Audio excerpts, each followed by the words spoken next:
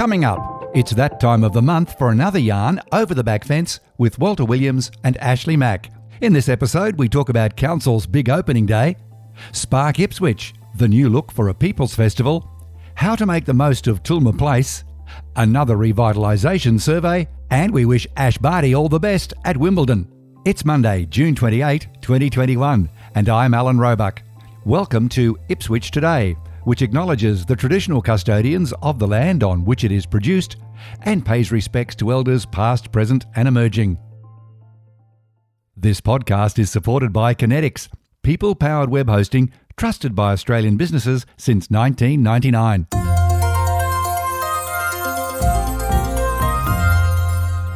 Walter Williams has called Ipswich home for 30 years. You've heard his voice as a leading voiceover talent in Australia and was previously heard in Ipswich on QFM, Star FM and River. Welcome, Walt.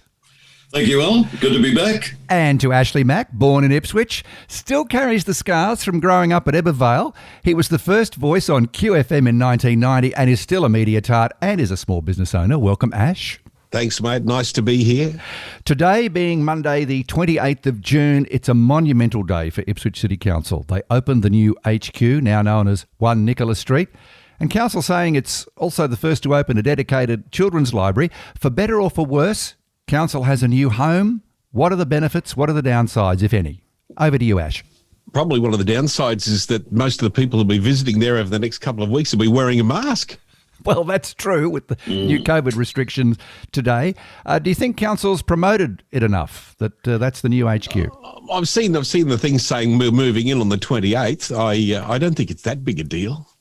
You know, it's just another building. And most people are doing transactions online now anyway.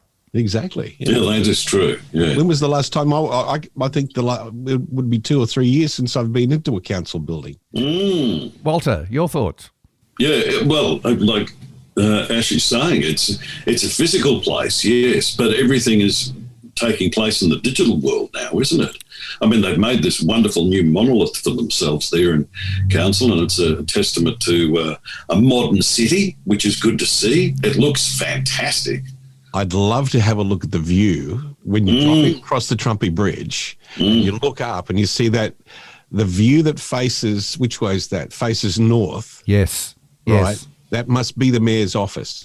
It is a corker. You'd just look straight over towards the Diagula Ranges. It'd be spectacular. Oh, yeah. Can you imagine if you turned them into an apartment block? That'd be worth a fortune. It would be. I reckon they should turn some of those buildings around there into apartment blocks.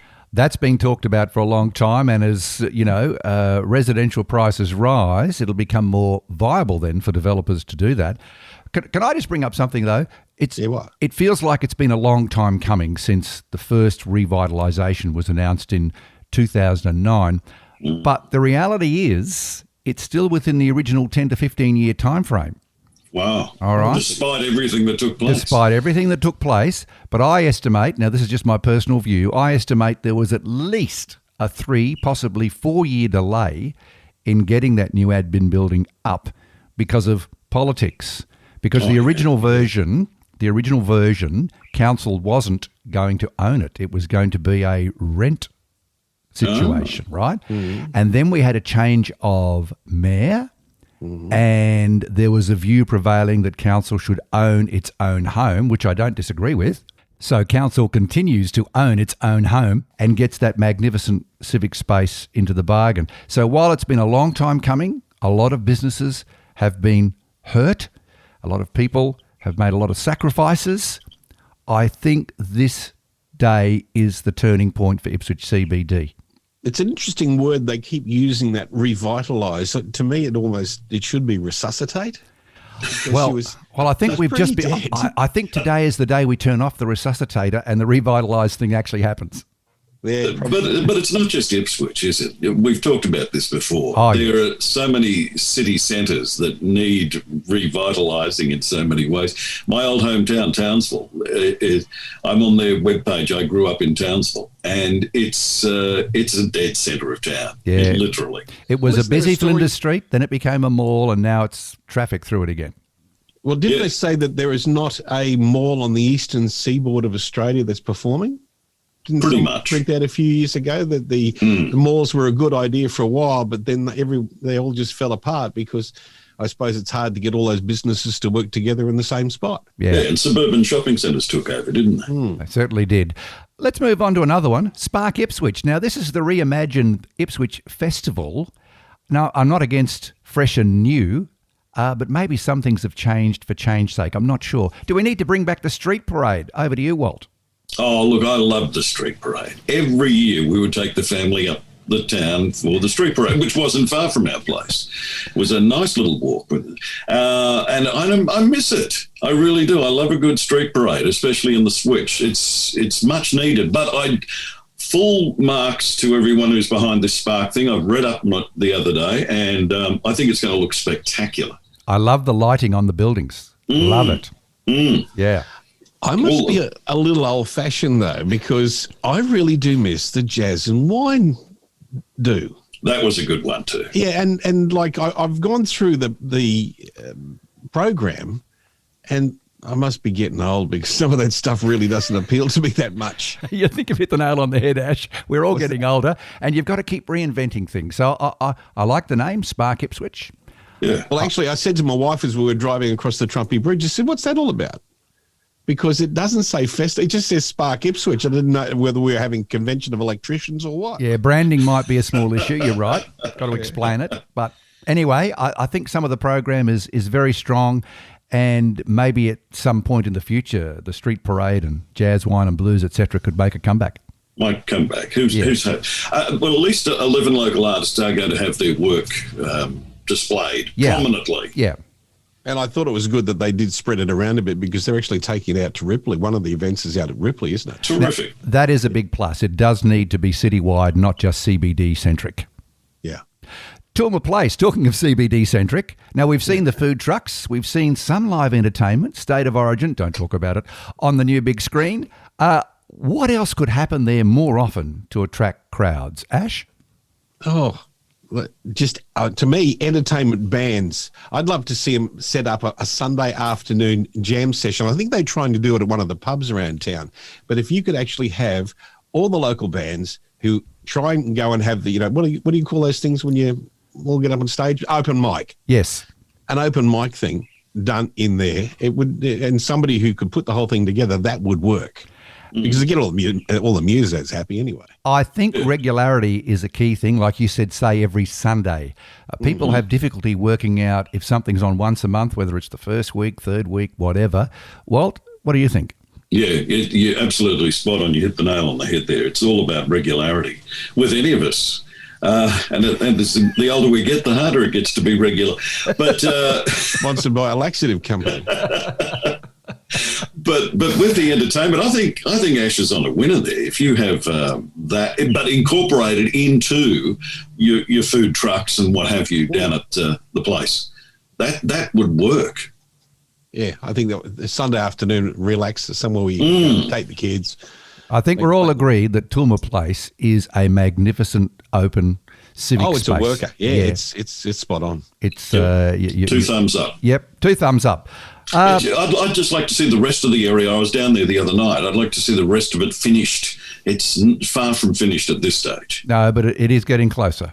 And if council can meet its deadlines of announcing who those other retailers / food places are, just a little bit further up the mall, now that the council workers are in, that is going to be a significant piece of the jigsaw puzzle put back together. Have they worked out who the coffee shop's going to be up there, that restaurant affair? Not yet. Yeah. Do you know a good coffee shop operator, Ash? Oh, mate, it's hard work. Trust me, it's real hard work. And that one will be a big one. Now, just so it's not too much of an in-joke, Ash operates the coffee shop at St Andrew's Hospital. Yes. I'm really the free labourer. It's my wife who does all the work. Penny's the star. Someone's got to do all the hard work. I'm looking forward to the mini golf course coming back. It started today and it'll go on for a few more days. And that's all taking place at Tulmur Place as well. All right. So there's heaps coming. And just remember to wear your mask. That's it. Masks on, please. Now, I'm going to come back to something we mentioned at the start of Over the Back Fence, and that is the word revitalisation.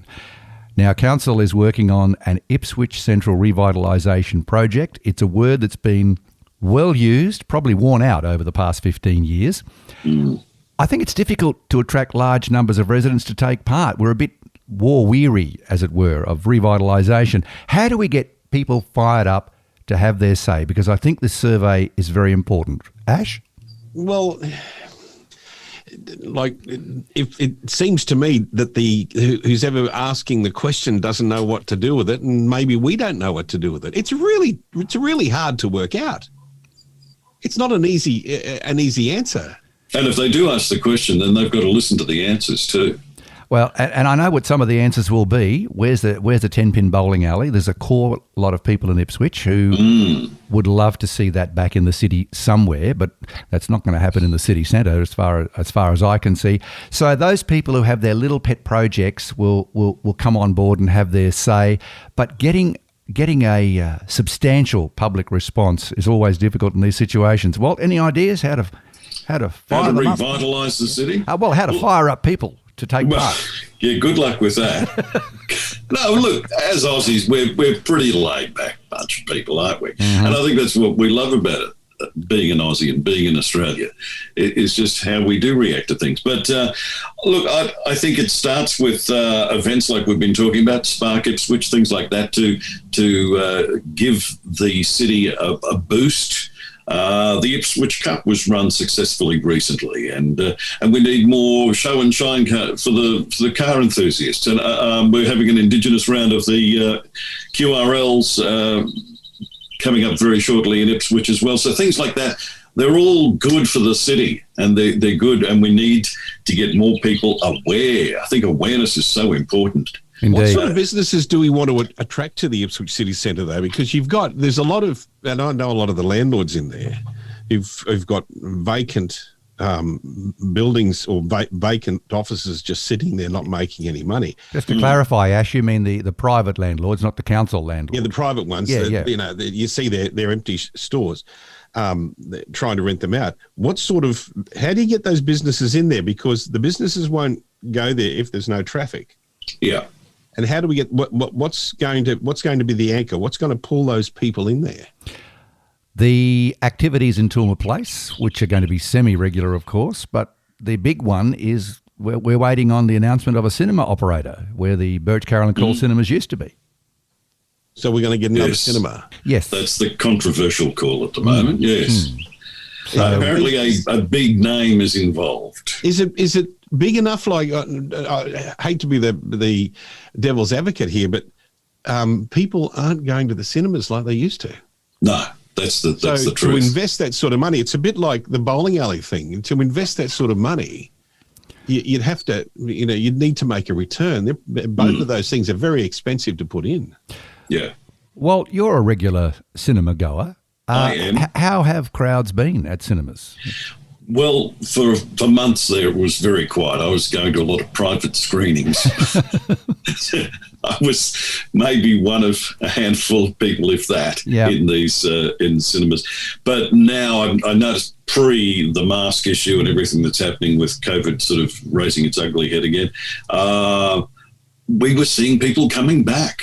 And the start of this was one of the horror movies that was screening in Ipswich, and there were crowds. And suddenly they're finding staffing issues because the local cinema, Limelight, has to go, well, we've been dealing with this amount of people for so long, and now we've got to suddenly get everyone else on board to deal with this and try to make sense of it all and look at it, if we can, in any long-term way. But that's the hard part, is doing it long-term, because you don't know. There's so much uncertainty right now.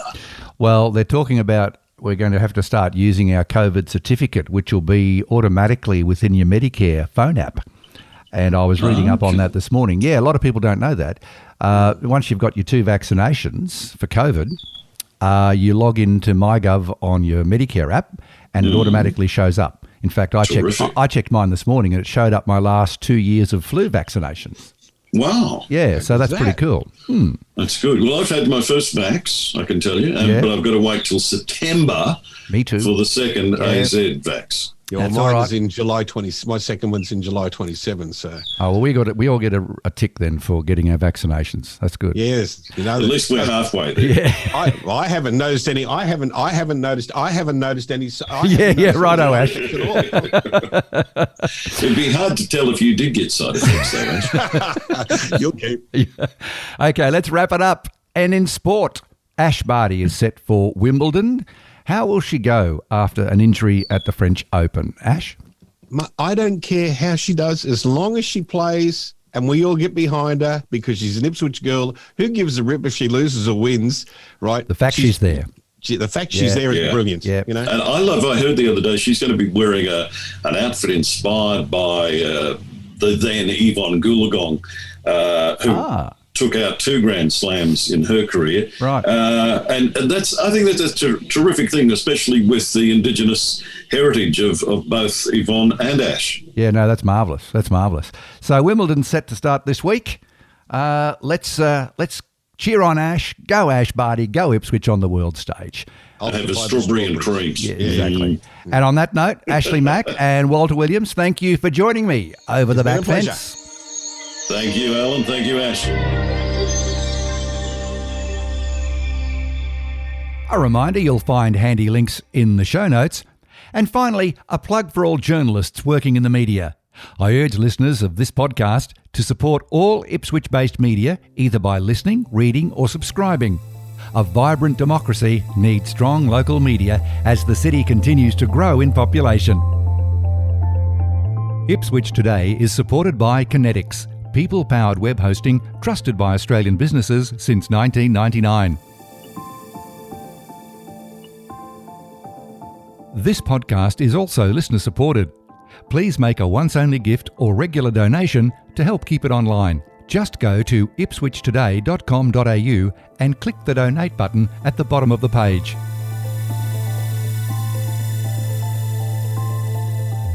You can follow this podcast on your favourite app, including iHeartRadio, or play Ipswich Today from your smart speaker. Music is supplied by Purple Planet Music. This is Alan Roebuck. Thanks for listening.